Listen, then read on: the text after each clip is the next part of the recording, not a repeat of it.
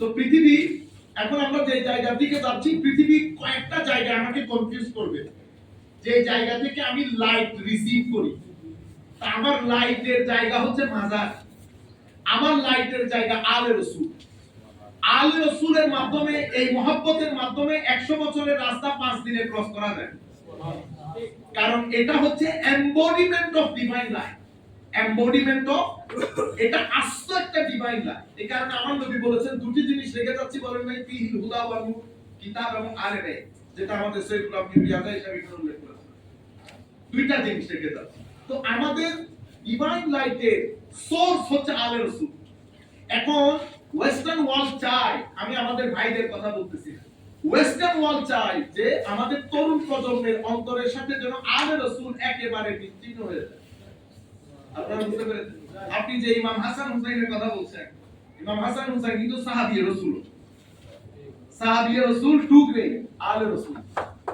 আপনি এখন আমাদের ভাই এরা ইমাম হুসাইন রাদিয়াল্লাহু, যেমন মুফতি আমিনুল ইহসান, আপনারা মুফতি আমিনুল ইহসান বারাকাতিকে চিনেন, শাহজালাল ইয়েমেনির সাথে যদি আমাকে দাঁড় করান কি হবে আপনারা বলেন তো দেখি? হয় আসমান ভেঙে পড়বে, নতুবা জমিন বোধহয় খেয়ে ফেলবে আমাদের। মানে এটা আসমানেরও বরদাস্ত হবে না, জমিনেরও বরদাস্ত হবে না। এই एग्जांपल যায় না যদি আপনি ইমাম হুসাইনের অপোজিটে খবিসকে দাঁড় করান। আপনি কাকে কোন একটা ব্যাপার আছে না, আপনি কারে কোন জায়গায়, আপনি আমাদের বাঁশখালী অঞ্চলে ওয়ার্ডে বিএনপির মেম্বারকে দাঁড় করাই দিয়েছেন প্রেসিডেন্ট জিয়াউর রহমানের সাথে। হয় আপনি মারা যাবেন, হয় জিয়াউর রহমান সাহেব স্ট্রোক করবেন, দুইটা থেকে একটা। বুঝতে পেরেছেন? কোন পাগলও চিন্তা করবেন, কিন্তু আপনি চিন্তা করতেছেন কেন? কারণ টাকা পয়সা বড় খতরনাক, টাকা পয়সা মাল দৌলত।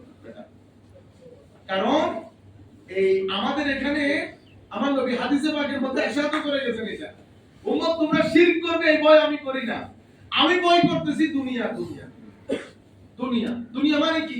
দুনিয়া মানে যুইরা লিন-নাসি হুব্বুশ শাহাওয়াত মিনান নিসা ওয়াল বানিন ওয়াল কানাতিরিল মুকাদ্দারা। তিনটা জিনিস, একটা হচ্ছে আমাদের অপোজিট, আরেকটা হচ্ছে স্ট্যাটাস, আরেকটা হচ্ছে টাকা পয়সা। এখন সবাই চায় মার্সিডিজ কার, সবাই চায় একটা বাংলোতে থাকবে, একটু এলিট ক্লাসের মতো লাইফ লিড করবে। তা আমরা যারা মাদ্রাসায় পড়েছি, আমরা 99% দারিদ্র সীমার নিচ থেকে এসেছি। দারিদ্র সীমা আল্লাহ পাক আমাকে আনাই নাই, আলহামদুলিল্লাহ রাব্বিল আলামিন, যেটা ভিন্ন জিনিস, কিন্তু আমার তো এটা স্বীকার করতে হবে।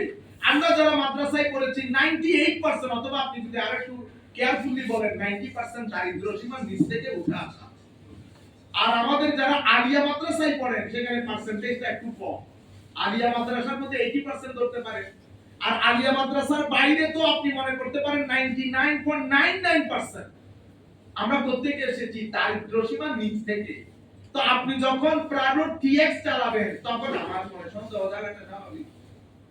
যাচ্ছে না তো দুইজন একসাথে, যাচ্ছে না তো, কারণ একটা তো সিস্টেম আছে, রিকশা থেকে অটো থেকে আস্তে আস্তে যাবে, তাইলে মানুষ সহনীয় পর্যায়ে হবে। হুট করে যদি আপনি ওই জায়গার মধ্যে চলে যান, আপনারা বুঝতে পেরেছেন, আমাদের ওয়েলফেয়ার থেকে 5 টাকা খরচ করতে 3 দুয়াদি হয়ে যায়। আবার 100 কোটি 200 কোটি, যেই দেশে ম্যাক্সিমাম মানুষের ঘরে ভাত নাই, যেই দেশে দাঁতের ডাক্তার 15,000 টাকার বেতনে রাজি হয়ে যায়, বুঝতে পারছেন আপনি অরাজকতা কি রকম? 15,000 টাকায় একজন ডাক্তার রাজি হয়ে যাচ্ছে যে আপনার সাথে কাজ করবে। সেই দেশে 100 কোটি 200 কোটি 300 কোটি, আপনারা বুঝতে পেরেছেন তো? একটা বিশাল বড় টাকার বিষয় আছে এখানে বিভিন্ন অ্যাঙ্গেল থেকে। তাইলে আপনাকে, আমাকে, আমাদের সকলকে, মানে এখানে আলে রাসূলের জিকিরকে ব্যান করে দেওয়া হয়েছে, নামে উচ্চারণ করে নাই, করছে না। তরুণ প্রজন্মের মাথার ভিতরে পুরা ঢুকে গেছে এখন। আমাদের মন্ত্রী, মিনিস্টার, আমাদের মিডিয়া, সব জায়গায় কভারেজ ওখানে। আলটিমেটলি 10 বছর পরে আমার ছেলেও জিজ্ঞেস করবে, বাবা আলে রাসূল কতটুকু রেলেভেন্ট? আসেন এখন আমি শুধু এই আয়াতের ব্যাখ্যাটা, ইন্নামা ইউরিদুল্লাহ লিইউযহিবা আনকুমুর রিজস আহলাল বাইত ওয়া ইউতাহিরাকুম তাতহীরা। আমাদের ইউরিদুল্লাহ, আল্লাহর ইচ্ছা, আল্লাহর ইচ্ছা। আর হচ্ছে লিইউযহিবা আনকুমুর রিজসা ওয়া ইউতাহিরাকুম তাতহীরা। এই তিনটা কথা আমাদের আল্লাহ চান, আল্লাহর চাওয়া। এই যে ইরাদা ইলাহি, এটা দুই প্রকার। একটাকে বলে তাশরিঈ, একটাকে বলে তাকওয়িনি। তাশরিঈ মানে শরীয়ত, মানে আল্লাহ রাব্বুল আলামিন বলেছেন এটা ফরজ, মানে এই কাজ করতেই হবে, এই কাজ ছেড়ে দিতেই হবে।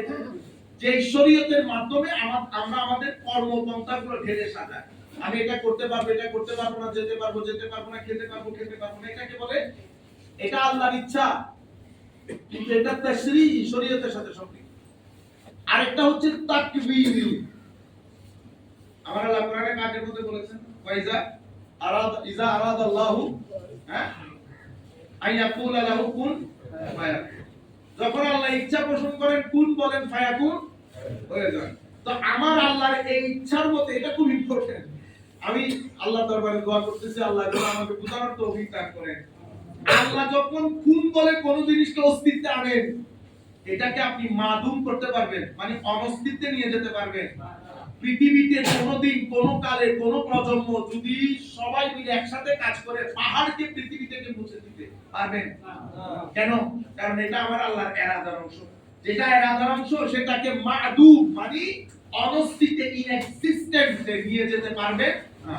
তো এই যে ইজা ইন্নামা ইউরিদুল্লাহ, আল্লাহর ইচ্ছা, এটা তাশরিঈ, এটা তাকওয়িনি। এই আপনি না পুরো পৃথিবী যদি একসাথে হয়ে যায়, আলে রাসূল থেকে রিজকে, আলে রাসূল থেকে আলে রাসূলের সাথে রিজিস যোগ করে দিতে এবং তাহারাতকে আলে রাসূলের সাথে থেকে সরাতে পুরো পৃথিবী এক হয়ে গেল, যেটা যেহেতু এটা ইরাদায়ে তাকওয়িনি, এটাকে আপনি অনস্তিত্বে নিয়ে যেতে, আপনি উল্টা লটকে গেলেও পারবেন না, কারণ এটা ইরাদা ইলাহি। কি ইরাদা মাওলা? তো আমার ইরাদা হচ্ছে লিইউযহিবা আনকুম আর রিজস। এটা খুব চমৎকার সংক্ষিপ্ত ভাষায় বলে দেয়। একটা আরবির মধ্যে কোরআনে পাক একটা ওয়ার্ড এসেছে রিজসুন, একটা এসেছে রিজসুন, একটা জা দিয়ে একটা সিন দিয়ে। তো রিজসুন আমাদের বাংলা অনুবাদের মধ্যে আমরা কি করি, শুধু অপবিত্রতা বলে দেই না। রিজসুন তিন গ্রেডে হয়। একটাকে বলে হিসি, একটাকে বলে মানবী। মানে রিজসুন মানে যত অমঙ্গল, যত শার, যত মন্দ, সেটা আখলাকি ভাবে হোক, সেটা হিসি মানে এমনি নাপাকি হোক, অথবা মানবী, অথবা বিতর্কত কোন জটিলতা, হিংসা, ফাসাদ এগুলা হোক। তাইলে রিজসুন যখন দূর করেছেন আমার আল্লাহ, কে দূর করেছে? আল্লাহ। তো যেহেতু আল্লাহ দূর করেছেন রিজসুন, তো রিজসুন মানে কি? তো সমস্ত চারিত্রিক দুর্বলতা, সমস্ত শারীরিক অপবিত্রতা, সমস্ত মানসিক চিন্তার ক্ষেত্রে, মানুষের চিন্তার মধ্যে অস্থিরতা থাকে না, অরাজকতা থাকে, চিন্তা চেতনায়, আকলে, আখলাকে, কলবে, বাতেনে, সমস্ত জায়গা থেকে যখন সব সরিয়ে ফেলে, অমঙ্গলকে সরিয়ে ফেলে, তখন রিজসুন শব্দটা ব্যবহার হয়। তাইলে আমার আল্লাহ বলছে সমস্ত রিজ থেকে পবিত্র করেছি। যেহেতু রিজ মুক্ত হয়েছে আলে রাসূল, তার মানে আখলাকের ক্ষেত্রে, নিয়তের ক্ষেত্রে, নিয়তের খারাপি সবকিছু থেকে পবিত্র। সুতরাং মদিনা শরীফ থেকে যখন কুফায় যাচ্ছে, আপনি যদি বলেন নিয়তের মধ্যে কি ছিল, নিয়তের মধ্যে চেয়ার দখল ছিল, তো আয়াতের বিরুদ্ধে চলে যাচ্ছে। তাইলে তো আপনি আল্লাহর সাথে লাঠি নিয়ে দাঁড়ায় গেলেন। আমার আল্লাহ বলছেন রিজ মুক্ত করেছি। তো রিজ মুক্ত মানে চিন্তার বক্রতা এবং লোভ লালসা সবকিছু থেকে মুক্ত করেছি। কারণ রিজ সবকিছুকে কি করে, ইনক্লুড করে, যে কোনো তফসিলের কিতাব করে। এই সি মানবী, এটা আখলাকি ক্ষেত্রে, চরিত্রের মধ্যে কিছুটা জটিলতা থাকে না, এগুলো রিজের অংশ। সমস্ত অপবিত্রতা আখলাকের ক্ষেত্রে, সমস্ত অপবিত্রতা চিন্তার ক্ষেত্রে, সমস্ত অপবিত্রতা মাইন্ড এবং সোলের ক্ষেত্রে, সমস্ত অপবিত্রতা থেকে মুক্ত। সুতরাং মদিনা শরীফ থেকে যখন বের হচ্ছে, কোন কেউ যদি বলে যে ওনার নিয়তের মধ্যে খারাপই ছিল, ওনার নিয়তের মধ্যে লোভ ছিল, ওনার নিয়তের মধ্যে শাসন ক্ষমতা ছিল, তাইলে ইন্নামা ইউরিদুল্লাহু লিইউযহিবা আনকুমুর রিজসা কি হবে, বিরুদ্ধে যাবে। আয়াতের বিরুদ্ধে গেলে কি হবে, এটা সিদ্ধান্ত আপনারা নেন। নাম্বার 1। এরপরে আমি সংক্ষিপ্তভাবে আরো অনেক কথা বলার ছিল। এরপরে হচ্ছে আচ্ছা রিস্ক মুক্ত করেছে। তো রিস্ক মুক্ত করার পরে এরপরে কি করেছে? ক ওয়ায়ুতাহিরাকুম তাতহীরা। ওয়ায়ুতাহিরাকুম শুধু মুক্ত করে নাই, তাহলে এখানে যখন বলেছে লিইউযহিবা আনকুমুর রিক্স, এটাকে যদি আমার শেখ বলেন, আমার উস্তাদ শ্রদ্ধাভাজন, তাখলিয়া। তাখলিয়া মানে এমটি, খালি করা। তাহলে আমার এখান থেকে রিস্ককে দূর করে ফেলেছে। তো রিস্ককে দূর করে এটা খালি হয়ে গেল না? তো খালি থাক, আমার আল্লাহ খালি রাখেন নাই। এরপরে কি করেছেন? ওয়ায়ুতাহিরাকুম, এটাকে তাহলিয়া করেছেন। প্রথমটা খা দিয়ে পরেরটা হা দিয়ে। তাহলিয়া মানে এমটিং করা, খালি করা।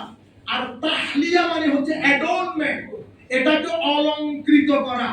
তো এক প্রথমে খালি করেছে, অতঃপর ইউতাহিরাকুম, আমার আল্লাহ সমস্ত পবিত্রতা দিয়ে এটাকে অলংকৃত করেছে।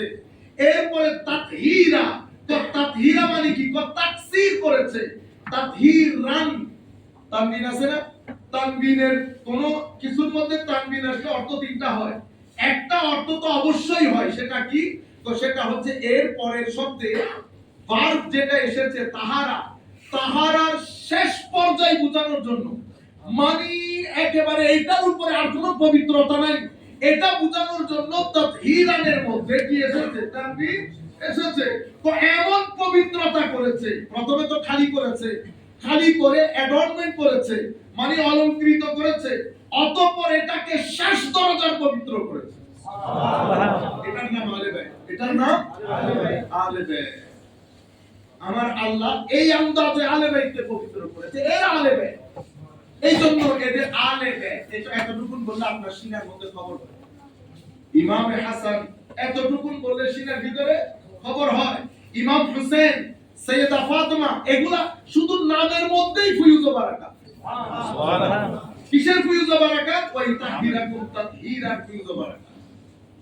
এই পর্যায়ে আল্লাহ রাব্বুল আলামিন তাদেরকে পবিত্র করেছেন, এবং এভাবে তাদের ভিতর থেকে, তাদের চিন্তা থেকে, তাদের চরিত্র থেকে, তাদের আকল থেকে, তাদের মাইন্ড এন্ড সোল থেকে সমস্ত কুটিলতা, জটিলতা, কুজাতীয় যাহা কিছু আছে আমার আল্লাহ ধুয়ে মুছে সাফ করে, এবং সুযাহা কিছু আছে তা দিয়ে আলে বাইতে রাসূলের ভিতর বাহির অলংকৃত করেছেন, এবং এটাকে একেবারে পরিপূর্ণ করেছেন তাতহীরা। ঠিক সেই রকম ওয়াইসাল্লিমু তাসলিমান এসেছে, তাসলিমান। তো সালাম, তাসলিমান, তো এটা একেবারে শেষ পর্যায়ের সালাম, এর উপর আর কোনো সালাম নেই। বুঝতে পেরেছেন? আল্লাহ রাব্বুল আলামিন আমাদের খামির নাসির হোক। আল্লাহ আমাদেরকে হুসাইনিয়ত বুঝার, হুসাইনিয়ত লালন করার তৌফিক দান করুন। আমিন। ব্যক্তি কেন্দ্রিক